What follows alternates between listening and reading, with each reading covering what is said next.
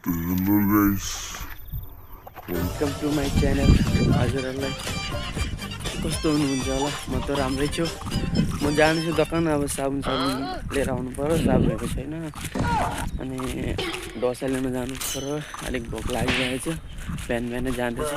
अहिले म तामिलनाडुमा छु गाइस। बिहान बिहान भोक लाग्छ, ल्याउनु पर्यो। त्यही कारणले ब्लग भिडियो बनाउनु जाँदैछु। मेरो फर्स्ट ब्लग हो। हजुरहरूलाई कस्तो लाग्छ भनिदिनु होला कमेन्टमा। त्यति बेला आउँदैन बनाउनु हो, हल्का हल्का मात्रै बनाउनु आउँछ। सो गाइस, अहिले चाहिँ म यो चिया बोकेर रुम जाँदैछु हो। चिया चिया लिएर आयो, अब गएर खानु पर्यो। भोक लाग्दैछ अलिअलि हल्का हो। के गर्नु, यस्तै हो परदेशी जिन्दगी। बिहान बिहान उठेर आएर चिया ल्याउनु पर्छ, लिएर आउनुपर्छ। देख्न सक्नुहुन्छ नजारा तामिलनाडुको त्यो रोड हो। चिया बोकेर जाँदैछु, साबुन दुईटा लिएर आएको छु। के गर्नु, बिहान बिहानै उठेर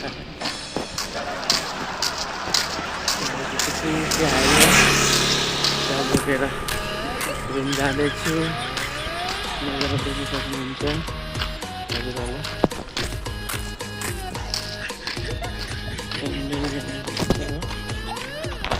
यस्तो अब रुम जाँदैछु फाइनली गाइस। चिया चाहिँ बोकेर हो, अब गएर जानुपर्छ। दाजुले सुतिरहेको छ, उठेको छैन मेरो दाजु। राति पनि सुत्छ तर उठ्नै मान्दैन। 6 बजी पनि सुत्छ, उठ्नै मान्दैन। अल्छी लाग्यो। 10 बजी मात्रै उठ्छ, के गर्नु। म चाहिँ बिहान बिहानै उठेर चिया लिन आउनु पर्यो, खानु पर्यो है। भोक त लाग्छ सबैजनालाई है, के गर्नु गाइस। त्यही छ। अनि म पनि यसो मनमा आयो एउटा ब्लग सुट हुन्छ भनेर ब्लग बनाएँ। म चिया सर्दैछ अब होइन, खानु पर्यो, के गर्नु।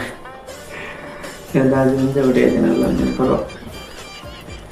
अहिले भक्क लिएर आएको चिया खुलिँदैन है, कस्तो बानी छ भने गाइस। चिया खानु पर्यो है, कपमा राखेर चिया खानु पर्यो नि त।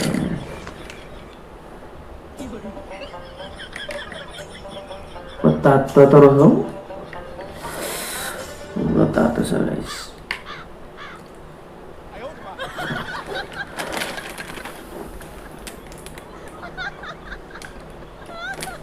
तातो छ। सिँगडा खाए सिँगडा चाहिँ यस्तो हुन्छ।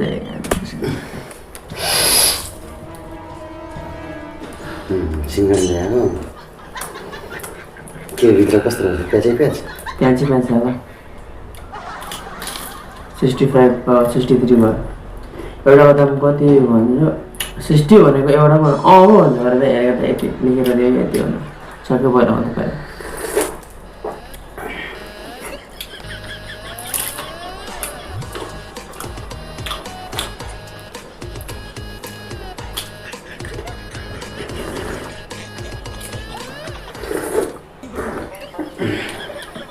मिठो मिठो पुरा प्याज पनि हालेको छ हौ।